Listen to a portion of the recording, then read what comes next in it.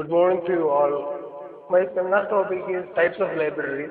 First of all, I would like to quote from a famous Malayalam poet, Sri Kunyuni Mash. He says that വായിച്ചാൽ വളരും, വായിച്ചില്ലെങ്കിലും വളരും, വായിച്ചു വളർന്നാൽ വിളയും, വായിക്കാതെ വളർന്നാൽ വളയും. സോ നമ്മുടെ സമൂഹം വായിച്ചു വളരാനും അത് വളഞ്ഞു പോകാതെ നോക്കാനും പ്രതിജ്ഞാബദ്ധരായ കുറെ ഫ്യൂച്ചർ ലൈബ്രറിയന്മാരുടെ മുമ്പിലാണ് ഞാൻ നിൽക്കുന്നത് എന്നുള്ള ഉത്തമ വിശ്വാസത്തോടെ let me introduce the topic types of libraries.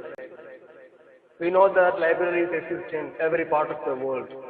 We can see libraries in every part of the world, and it is a very familiar term for everyone. Library is a universal institution. We know from where library as an institution was originated. And in present condition, in every part of the world, there are library functions. And all the libraries are not the same. All the libraries are not the same. They have differences in their forms and in their functions and activities. On that basis, libraries are divided into four main types. That is national, public, academic, and special libraries. So the one point is that why should the libraries have been divided in this manner, in these four national, public, academic, and special libraries? Because library is an institution to satisfy the information needs of all the segments of our society. Our society is consisted of public, general public, and also students, research scholars, and also industrialists and agriculturalists. So many different segments are there in our society. So one type of library cannot satisfy the different information needs of all these segments. All these segment needs cannot be met by one type of library. So it is very essential to establish different types of libraries. That's why we have these four types of libraries, these four main types of libraries. Our four categories: national library. When can we call a library a national? When a library becomes a national library, irrespective of its title, the national libraries are responsible for acquiring and preserving copies of all significant publications by law or under other arrangements. Its name may not be National Library. For example, the National Library of America. We know that Library of Congress. Its name is not National Library of America, USA. Irrespective of its name, it has a prominent function, that is acquiring all the significant printed materials of that country under law or under any other arrangement. A national depository library. When a library becomes a national depository of all the printed materials of that country, we can call it a national library. And the major functions of a national library is that to act as a chief depository of the printed materials of that country. Second one, to publish national bibliography. It has the function of publishing national bibliography. Then compile union catalog. Compiling of union catalog is one of the functions of your national library. Then to act as a center of whole country's library system. It has a function of coordinating all the library functions, library network inside the country and outside the country also. And it has also another function to preserve all the materials written on that country, inside the country and outside the country. Those documents published on the country, inside and also outside the country, has to be preserved in the national libraries. Then public libraries. Public libraries are established for general public. Public libraries are established for general public. ALA, American Library Association, gives a very good definition for public library. it is for the aim of to make access to information to all. Everybody of our society, every one of our society should have access to information, and also there must be equity of access. Equity of access of information. As a part of profession's ethical commitment, our profession of librarianship has a commitment that no one should be denied information because he or she cannot afford the cost of purchasing a book or periodical or have access to the internet or information in any other format. No one in the world should be restricted to information because of his inability to purchase books or periodicals or accessing internet or accessing any other information in any format. So the public libraries has this great mission. It has a mission to make information accessible to every one of our society. Then our great Ranganathan, he gives another definition: enrich the lifelong self-education of each and everyone. Enrich the education, lifelong education of everyone. Then disseminate up-to-date facts and information to all. Up-to-date facts, the latest facts it has to disseminate. Then distribute unbiased information. Political function. To help political function of the country, it has to give unbiased information. Then elevating use of leisure. Leisure is a very important part of our society, every individual. So the leisure has to be utilized in a creative manner. Then preserve library remains of the humanity for prosperity. Public library has the function of preserving the library remains of the humanity for the posterity. Then work for social well-being.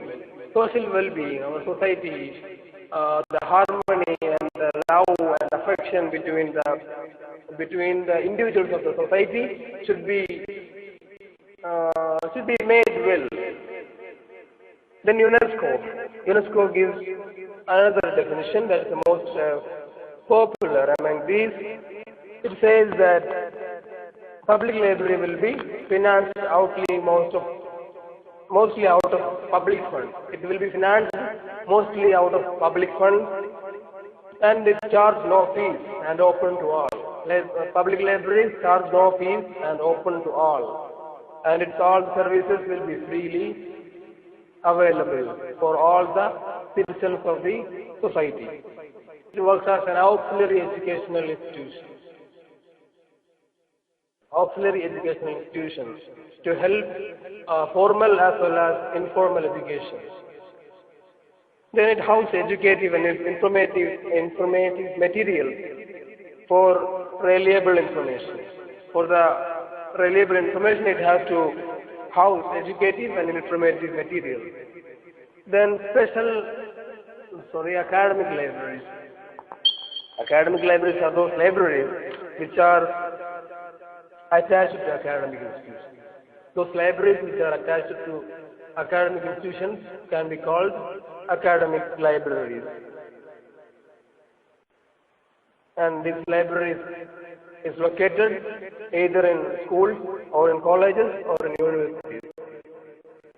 And academic libraries have two types of clientele and two types of material. Academic library will be utilized by students or by the teaching faculty. And it has also the material collection of those materials which are related to the syllabus. They are course-related texts and also those books for leisure reading, for advanced reading. So two types of it.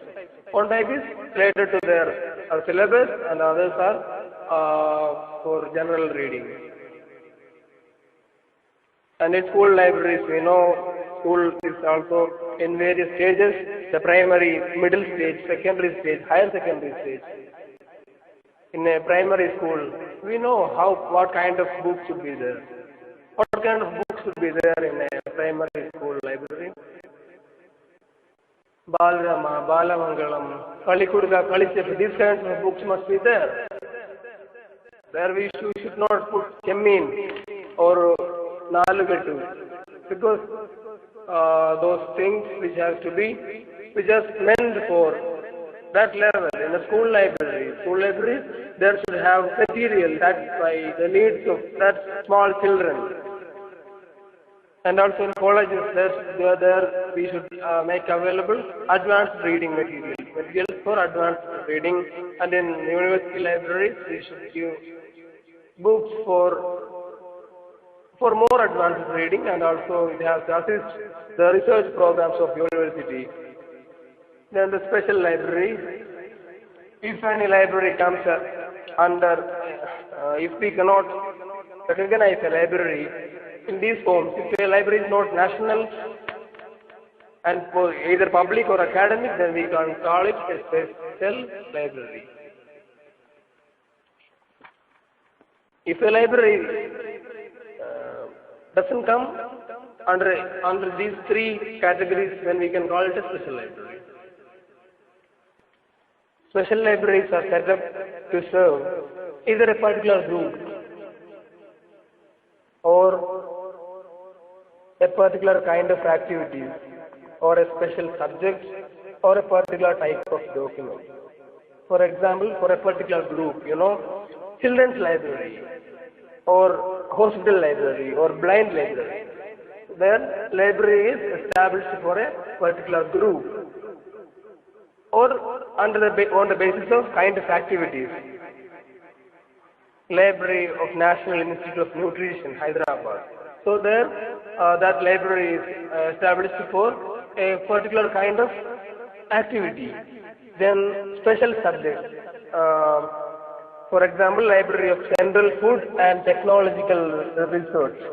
There, a special subject. For a special subject, a special library is constituted. And for a particular type of document, film library, video cassette library, manuscript library, then a particular type of material or a particular type of document is preserved in that kind of special library. And it has some differentiating characteristics from the others. That's by material. Its material collection, its clientele, space, everything will be small. Everything will be small in the case of special libraries.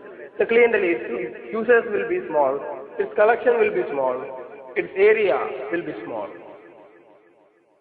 And generally, special libraries function as a part of a parent organization.